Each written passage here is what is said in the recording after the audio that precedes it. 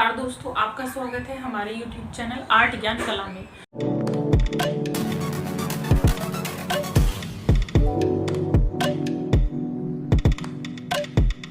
और आज मैं आपको पढ़ाने वाली हूँ जयपुर शैली के बारे में। तो आज हम जयपुर शैली पढ़ेंगे और जयपुर शैली का जो विकास है वो महाराजा सवाई सिंह के समय में हुआ था, महाराजा सवाई जय सिंह के समय में हुआ था। और इनके समय में जो चित्र बने थे वो श्रृंगार के, राग रत्नियों, इस तरह के कुछ चित्र बने थे। तो चलिए अब हम पहले देख लेते हैं जयपुर शैली के बारे में, थोड़ा सा देख लेते हैं। जयपुर शैली, ये देखिए, ये है हमारी जयपुर शैली। और जयपुर शैली को क्या कहा जाता है? जयपुर शैली को नहीं, जयपुर को ही भारत का पेरिस कहा जाता है। कभी क्वेश्चन आ जाए आप लोगों को कि भारत का पेरिस किसे कहा जाता है, तो आप आंसर में टिक करेंगे जयपुर को भारत का पेरिस भी कहा जाता है। तो देखिए आगे, ढूंढाड़ शैली जो है वो कहाँ है? जयपुर। ढूंढाड़ शैली ही क्या है? जयपुर है। और इसकी स्थापना जो हुई थी, सबसे पहले इसकी स्थापना देख लीजिए। इसकी स्थापना हुई थी 18 नवंबर 1727 ईस्वी को। तो 18 नवंबर 1727 ईस्वी को इसकी स्थापना हुई थी जयपुर की। जयपुर जो कि भारत का पेरिस है, इसकी स्थापना 18 नवंबर 1727 ईस्वी को की गई थी। और किसके द्वारा? जैसे मैंने अभी बताया, सवाई जयसिंह द्वितीय के द्वारा की गई थी। तो किसके द्वारा की गई थी? यहाँ पर लिखेंगे किसके द्वारा, तो सवाई जयसिंह द्वितीय, सवाई जयसिंह द्वितीय,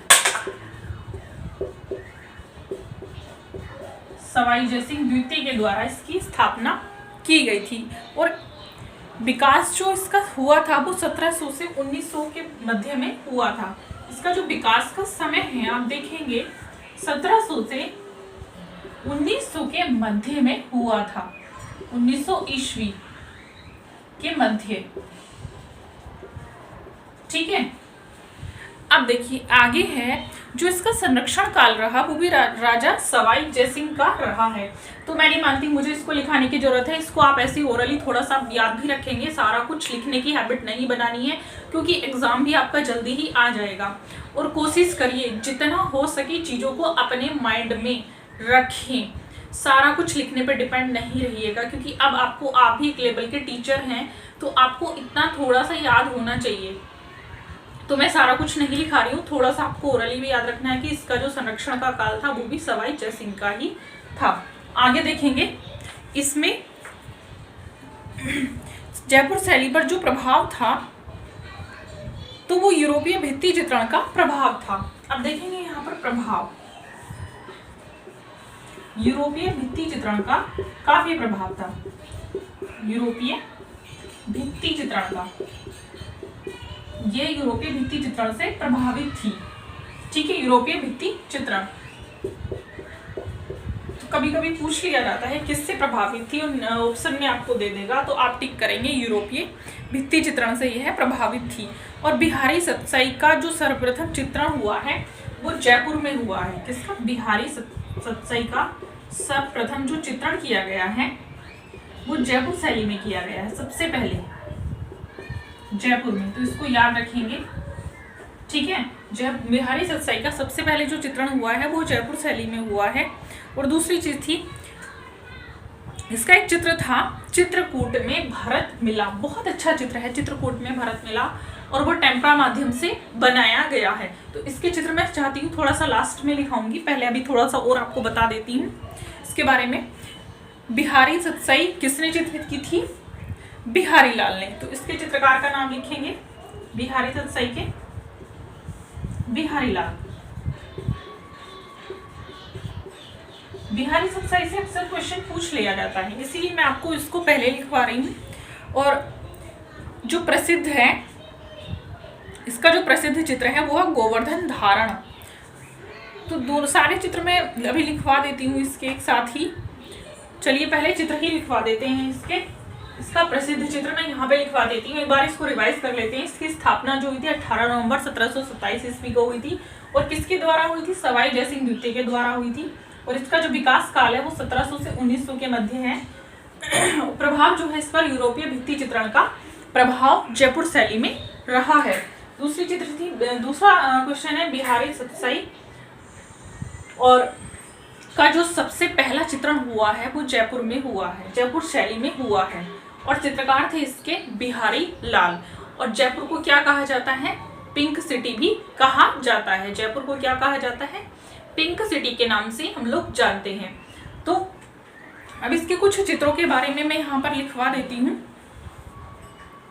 पहले इसमें लिख लीजिए ये जयपुर किस लिए प्रसिद्ध है, कभी कभी पूछ लिया जाता है, तो मैं यहाँ पर लिखवा देती हूँ प्रसिद्ध, किस लिए प्रसिद्ध है जयपुर। तो जयपुर जो प्रसिद्ध है वो मीनाकारी, ब्लू पोट्री, मीनाकारी के लिए प्रसिद्ध है और ब्लू पोट्री के लिए भी प्रसिद्ध है।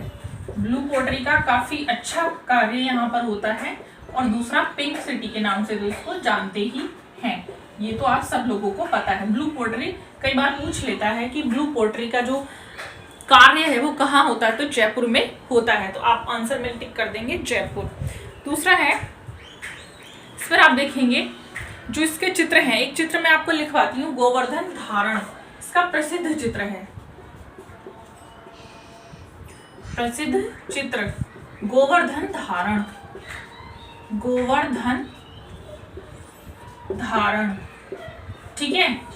और इसके चित्रकार भी लिखा देती हूँ। ये कहाँ सुरक्षित है? तो जो गोवर्धन धारण है चित्र वो सिटी पैलेस संग्रहालय में सुरक्षित है। कहाँ सुरक्षित है ये? सिटी पैलेस संग्रहालय में, सिटी पैलेस संग्रहालय, सिटी पैलेस संग्रहालय में ये चित्र सुरक्षित है। और बाकी जो इसका चित्र है एक रासमंडल, यह भित्ति चित्र है। तो अन्य चित्र में मैं लिखवा देती हूँ। एक चित्र है रासमंडल और ये भित्ति चित्र है। क्या है ये? भित्ति चित्र है। और एक चित्र जो मैंने आपको अभी बताया था, भरत राम की चरण पादुका, भरत राम की चरण पादुका उठा रहे हैं। ये जो चित्र था ये भरत मिलाप का जो चित्र था चित्रकूट में, ये टेम्परा माध्यम में है। तो एक अन्य चित्र भी मैं इसका लिखा रही हूँ जो प्रसिद्ध है। ये चित्र इसके प्रसिद्ध हैं, चित्रकूट में भरत मिलाप। देखिए चित्रकूट में भरत मिलाप और ये टेम्परा में बना हुआ है और बहुत अच्छा बना हुआ है।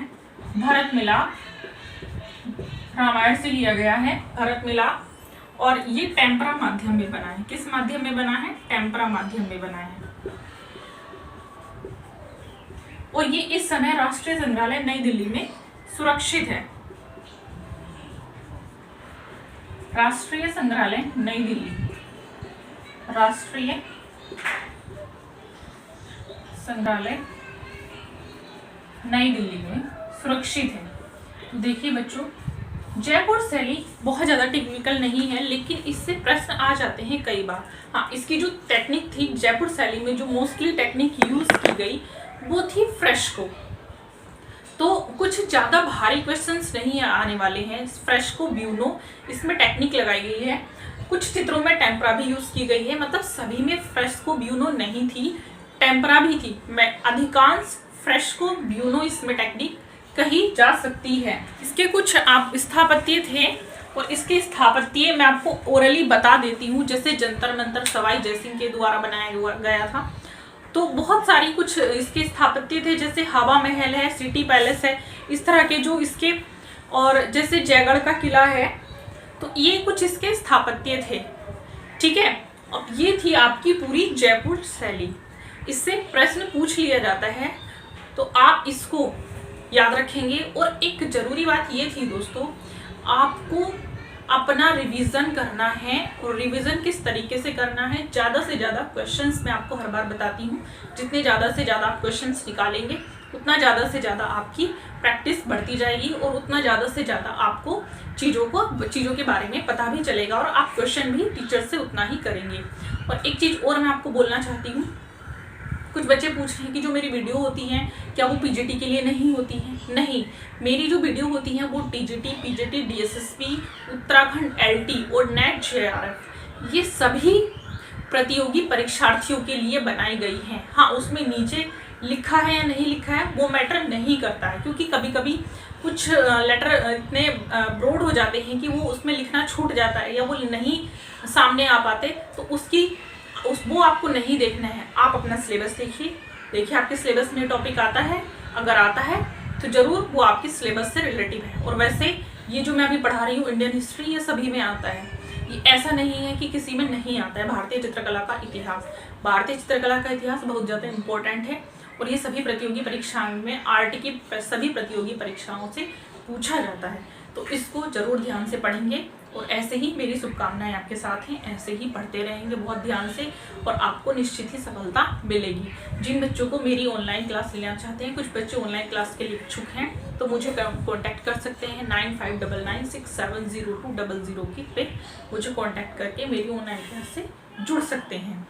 तो ये था आज का टॉपिक। इसके बाद हम मिलेंगे फिर से एक नए टॉपिक में।